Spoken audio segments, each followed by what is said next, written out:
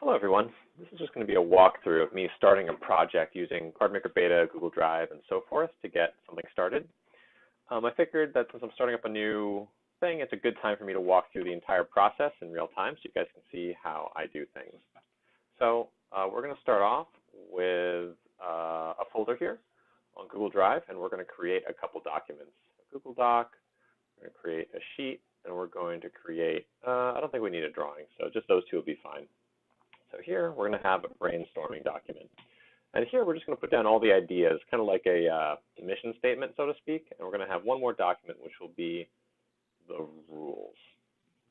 So aside from that, we're also going to have one document which is going to be, we're going to call it set roulette, which is what I decided to call this game. So set roulette. My goal here is to make a game that has a grid of cards, or tiles if you prefer, and they provide you with end game scoring points. So the grid is probably going to be 4 by 4 tiles, and there'll be 3 sets of grids. So the first round of the game there'll be 16, and then 16, and then 16. Players are going to have a certain amount of currency to spend in the game to bid on these tiles, and they're going to do it in a fashion similar to the game roulette, where you can bid on a row or a column or a pair or a quadrant or just individually on one tile. There's also going to be a bag of chits which indicate which tile is going to be awarded to somebody that will be randomly drawn from each round. So that's at a high level, so I'm just going to write that down real quickly. So a tile grid bidding game. Grid of 4 by 4 tiles which provide points and set collection bonuses, and then players have a colored currency that they use to bid on the tiles using a system like the casino game roulette. There is also a bag with chits. The chits will be pulled to award the highest bidder on a tile, that tile. After 3 rounds of this, the player with the most points wins. Okay, so that's the mission statement. So like if I forget about where I am in the project, we can go back here and be like, oh, okay, this is what I was trying to make, and get back into things, because you never know when life's going to catch up to you and you won't be able to keep working on something for whatever reason. So here we go. We're not going to do the rules yet because we're going to see how the components play out. You might even save the rules for after the first play test, because up until that point they're just going to be in your head. But we're going to make ourselves a spreadsheet with the content that we need for the game. So we're going to make one that's tiles, and then we're going to have another one called chits. So the chits are just going to be numbers between 1 and 16, and I think we can just clean those up right now. Okay, we only need up to 1 through 16. Cool. So I think that is our spreadsheet for the chits, and then for the tiles, we're going to do, let's see, so it's going to be scoring, how it scores, and then if there's going to be a color set. So some tiles are going to have a color, and I think that's all the information that's going to be on these components. So I wrote down some notes at lunch, and I just have a little scrap piece of paper. I've been thinking about this game for maybe a week or two, and just kind of like pondering it on my car rides and stuff like that. Up until this point, I felt like I didn't quite have a strong enough grasp of how the game would play out to know what I should do. But after scratching down some notes once or twice and kind of working out how that would be, I feel pretty comfortable. I feel like I can imagine this game being played, and at that point, you just have to like come up with the components that you're going to play this game with. So I'm going to have so I'm also going to give them a name. The name's not going to appear on the tiles, but I'm going to have them for my own personal use. So you're going to have a set of square scoring, and then you're going to have triangular scoring. We're going to have a set of exact scoring. Then let's see. So the exact scoring are going to be 9, 8, 7, 6, 5, 4, 3, 2 points. All right. And for triangular scoring, it's going to go 1, 3, 6, 10, 15, 21. for square scoring, it's 1 for, let's see, 1, 4, 9, 16, 25, 36, okay?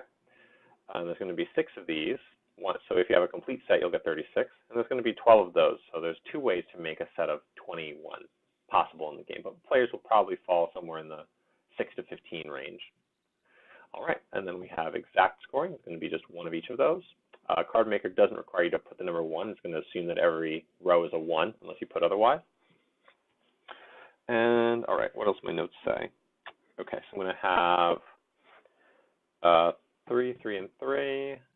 No, let's do it the hard way. So 1, 1, 1, 1, 1, 1, 1, and it's going to be 5, 4, 3, 5, 5, 4, 3. Oh no, 5, 4, 3, 2. Whoops.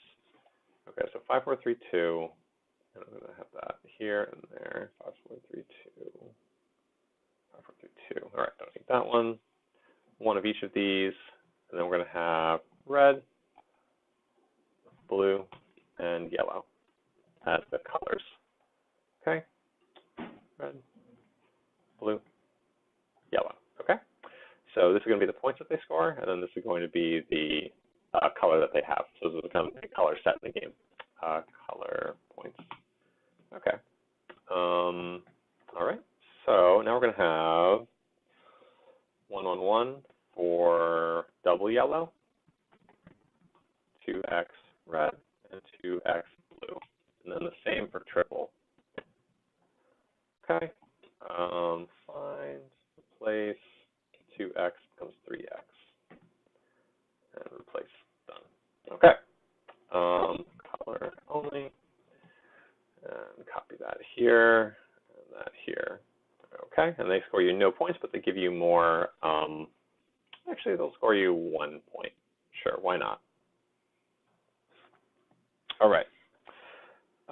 Okay, so my notes also say to make some special tiles. So up here, normally it's going to be count. It's effectively count, but you don't actually have to put the count list out there since the first row is always going to be defining what the columns are. So I'm just going to put sum A2 to A. So now I know how many cards I'm working with. So I want to make a set of 48 total. So I'm going to just have 4 more tiles in the game.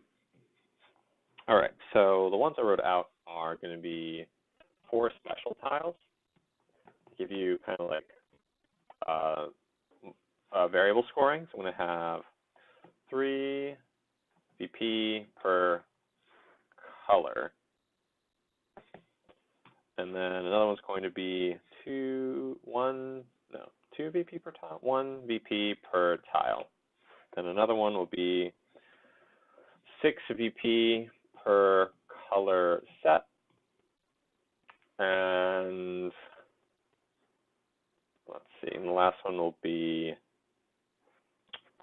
16 VP minus 1 per tile. So in a 4-player game at 48 tiles, no, this one's actually bad. I don't like that one because at a 2 or 3-player game, you have to adjust the number of tiles instead of just playing out the whole game. So let's do let's do a 10.1 or 12. Yeah, sure. Let's just put it at 12 just for kicks. All right. So now we have all the information of the contents of the cards that we want to make. It's going to be 48 of them. And over here we have the chits. So we're going to go into Cardmaker. We're in a project, so I'm going to name you. It's going to be tiles, and I'm going to make another layout. And it's going to be chits, and the chits are going to be 1 inch by 1 inch. Seems fine. I can do 1 by 2. So height will be 600. Okay. We're still in tiles, and they're going to be 750 by 750. Okay. And here we're going to add a Google spreadsheet reference. Okay. I'm going to log into my stuff. That's me. Control C. Paste it. And then I'm going to add a spreadsheet reference. And that game is called, spreadsheet's called Set Roulette. Okay. So Set Roulette, do tiles. Okay. And then I'm also going to connect to the chits one. All right, so add Google Spreadsheet reference, set roulette, chits.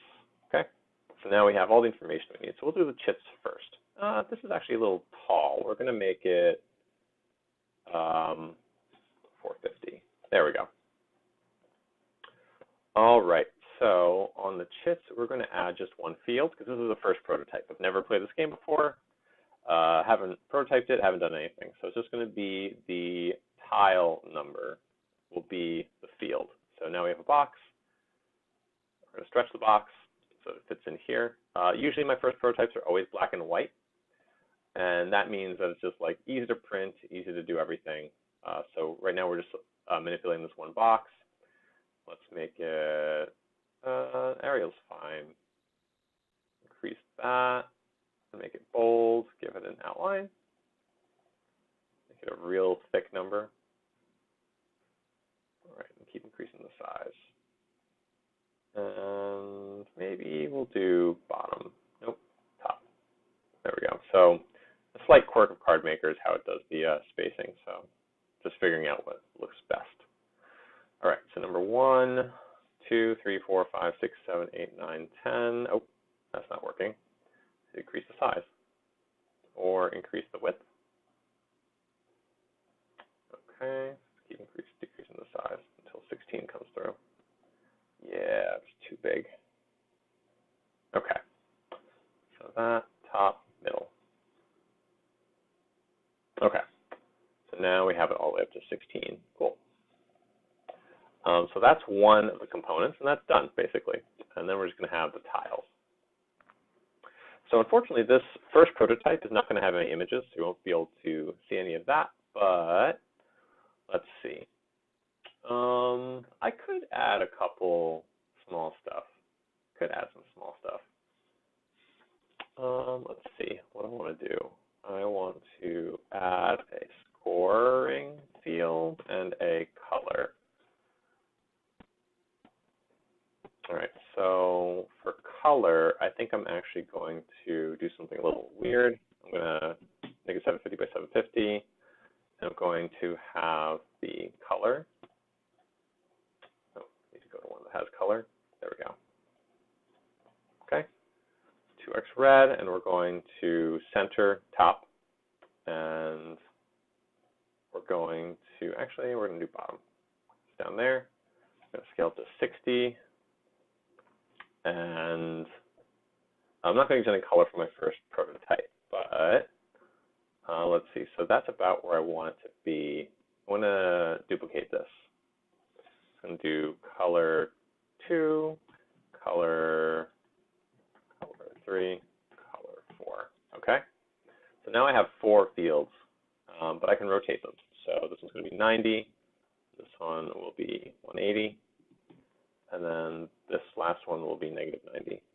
Keep it simple. So now I have all the fields there. So now anybody can see what color it's going to be from any angle. And I can select all of them, and then I can decrease the font a little bit so that it's, there you go. Okay. Then we're going to have the scoring field, and that's going to be in the middle. It's going to be like here. It's going to have the scoring text that I was talking about before. So in here, we're going to do center, middle as well. And grab that. Let's see. So these are all worth 1 point, and let's make that like 100. Could be a little bigger. I can actually get pretty fancy. So here's a little piece of fanciness that I use with some of my projects. Okay, so it's going to be equals length of that. Okay. And then, so now we have, so now this is a measure of how many characters are in this field. And because now it's quantified, I'm able to use it in Cardmaker to set up a little bit of logic. So I'm going to reinitialize my Cardmaker spreadsheet connection. And I'm going to have the font size be real big, like 240. And then as we look through the cards, so some of them are too big. Yeah. So these are all too big, obviously. But once we get to the single numbers, it's pretty, it looks about right. Oh, wait. Those have to be smaller too. Okay, so now we're going to have some conditional formatting. So I'm going to add an if statement. And if x, which is going to be that quantity, is greater than 3, then I'm going to add font size is equal to like 100. Okay, so now if there are more than 2 characters in this field, the font size is going to change. So when I go down to the beginning, oh, it didn't do it because I need to be formatted text. There we go. See? So font size needs to be even smaller, actually, or I need to have a line break. 12, 14. Okay, so I'm actually going to do 2 of these. So that, and then I'm going to do it again. Length is greater than 13. Then font size is going to be equal to 80. Oh, still, is that right? No, okay, it should be lower. 70. Okay, that seems about right. All right, so now the biggest ones have a decreased font size because it's one solid line. And then once we escape those, now we have big numbers and those side pieces. And oh, these need to be adjusted. So a feature of formatted text is that you can pick up the line spacing. So this should be like 200 line 160. Sure, that seems good. So 3 victory points per color, 1 victory point per tile, 6 victory points per color set, and 12. Yep. Okay, so let's just look at the spreadsheet again. Yeah, this has 16, so that's a longer string. And by string, I mean a string of characters. Yeah, I think that looks, it's going to be pretty good. So file, save project. I already saved it in its own folder. And now we're just going to export it to PDF and see what it looks like. Set R. And let's export it, see what happens.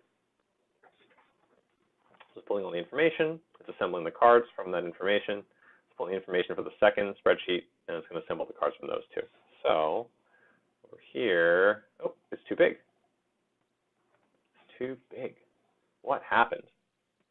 Ah, over here, I had to set the export DPI to 300, and I have to do the same for chips. Nope, that one's right. Okay, so file, save again, file, export to PDF. Make sure to close out of the PDF that you were previously in, because if it's open, then you can't overwrite the file. And this program's in beta, so it doesn't have a feature that it'll write a new file if the file's already occupied. So now it looks like this. Cool. So that's like basically what I wanted. These could be one a little bit higher, but I'm not going to stress about it too much. 2s, 5s, 1s, 3 blue, 1 blue, and then the scoring tiles. So yeah, that was pretty quick, and we prototyped up a new game. I already have a lot of the components, like the little chips that we're going to be using for scoring. But yeah, I think that's a good representation of what a lot of my first prototypes will look like. So I hope you found something useful in this quick run through, and good luck prototyping, playtesting. Bye-bye.